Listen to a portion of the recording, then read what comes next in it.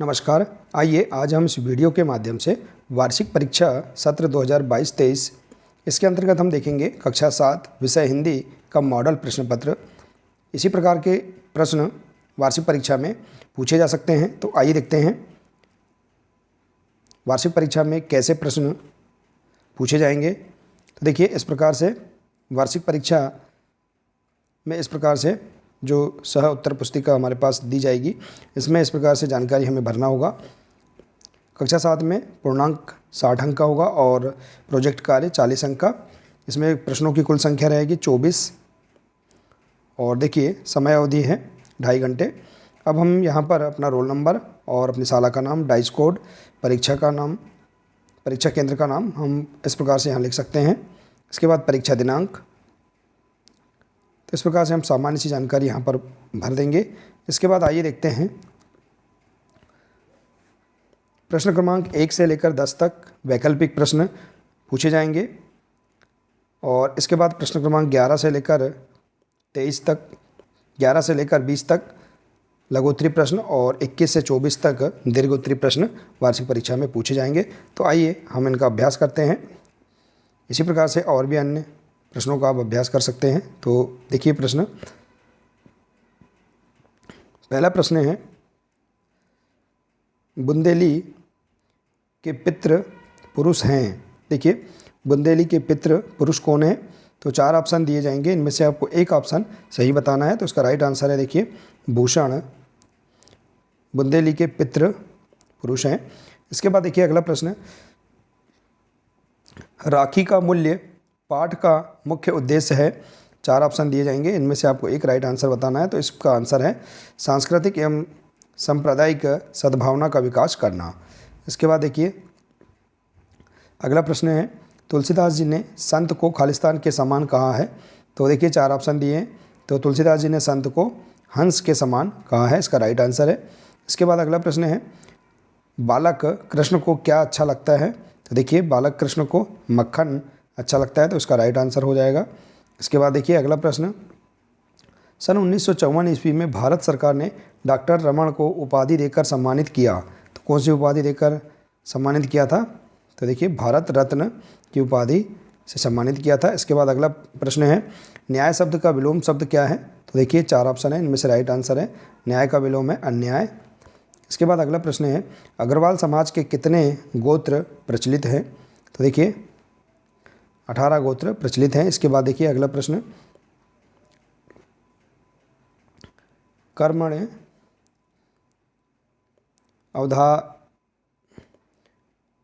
अवधाकारस्ते माँ फलेषु कदाचन उपरोक्त वाक्य किसने कहा था?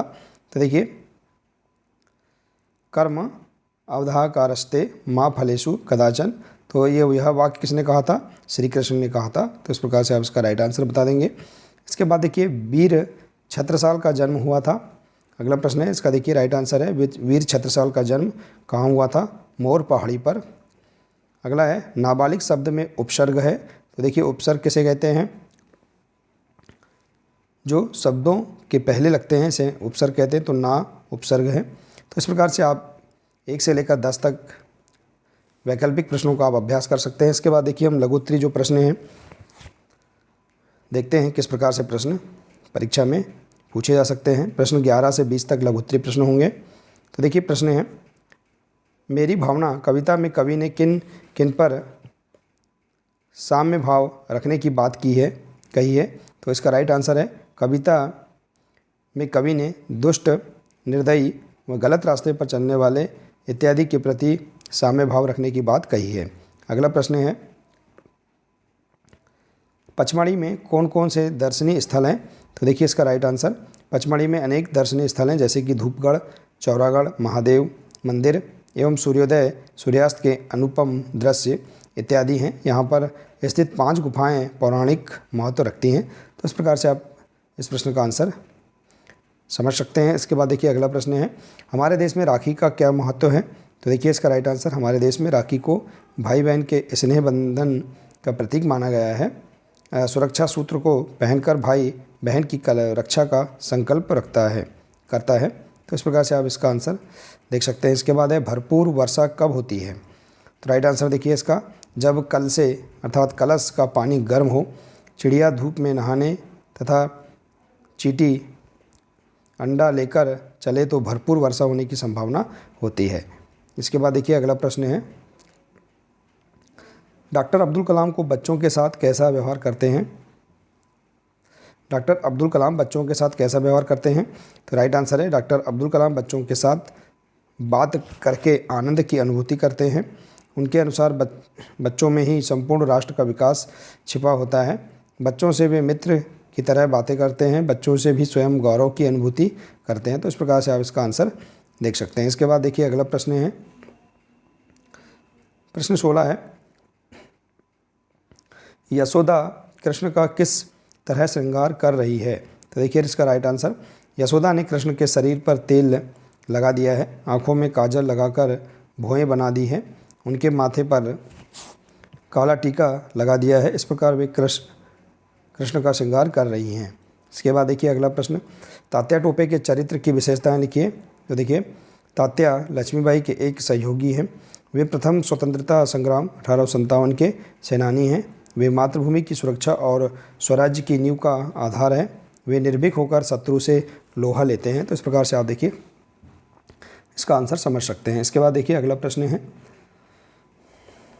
हमें अपने साथ किन्हें लेकर चलना चाहिए? तो इसका राइट आंसर देखिए, हमें अपने साथ जमाने को लेकर चलना है, साथ ही पिछड़े हुए लोगों को भी आगे बढ़ाना है। तो इस प्रकार से आप इसका आंसर समझ सकते हैं। इसके बाद अगला प्रश्न है, डॉक्टर रमन की क्या अभिलाषा थी? तो देखिए डॉक्टर रमन की अभिलाषा थी कि हमारा देश वैज्ञानिक खोजों के मामले में अपने पैरों पर खड़ा हो जाए और हमें विदेशों का मुंह न ताकना पड़े। तो इस प्रकार से आप इसका आंसर देख सकते हैं। अगला प्रश्न है, राजा और आखेटक के बीच क्या विवाद हुआ? तो राजा और आखेटक के बीच यह विवाद हुआ कि राजा उस घायल हंस पर अपना अधिकार बता रहा था और उधर आखेटक भी कहता है कि इस हंस पर मेरा अधिकार है क्योंकि मैंने इसे मारा है। इस तरह रक्षक और भक्षक के मध्य अधिकार का विवाद हुआ। तो इस प्रकार से आप यहाँ पर प्रश्न क्रमांक 11 से लेकर 20 तक लघुत्तरी प्रश्नों का आप अभ्यास कर सकते हैं। इसके बाद है दीर्घोत्तरी प्रश्न, प्रश्न क्रमांक 21 से 24 तक दीर्घोत्तरी प्रश्न हैं। इस प्रकार के प्रश्न वार्षिक परीक्षा में पूछे जा सकते हैं। देखिए प्रश्न, गंगा नदी से नेहरू जी की कौन कौन सी भावनाएं लिपटी हुई हैं?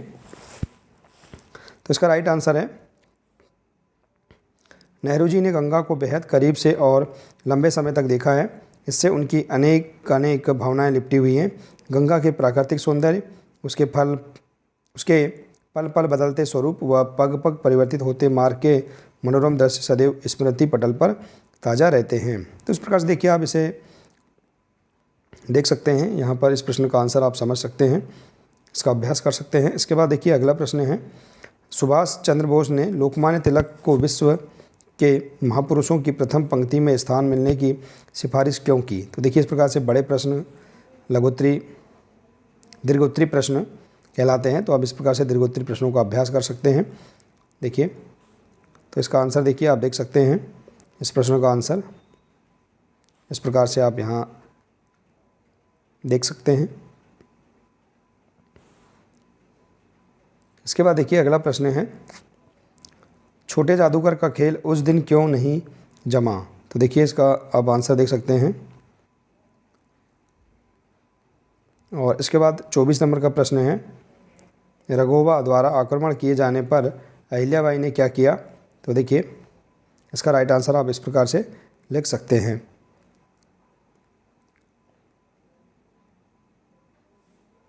तो देखिए इस प्रकार से आप यहाँ पर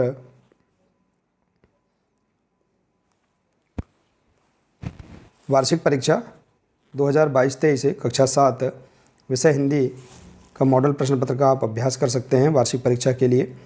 इसी प्रकार के प्रश्न परीक्षा में पूछे जा सकते हैं। आप इस प्रकार से और अन्य विषय के भी प्रश्नों का आप अभ्यास कर सकते हैं। देखिए यदि आप इसी प्रकार से अन्य विषय के मॉडल प्रश्न पत्र आप देखना चाहते हैं, समझना चाहते हैं तो आप इस चैनल से जुड़े रहिए। इस चैनल को सब्सक्राइब अवश्य कर लें, साथ ही बेल आइकन को प्रेस जरूर कर लें ताकि आने वाले सभी नए वीडियो सबसे पहले आप तक पहुंचते रहेंगे। तो मिलते हैं अगले नए वीडियो में। नमस्कार।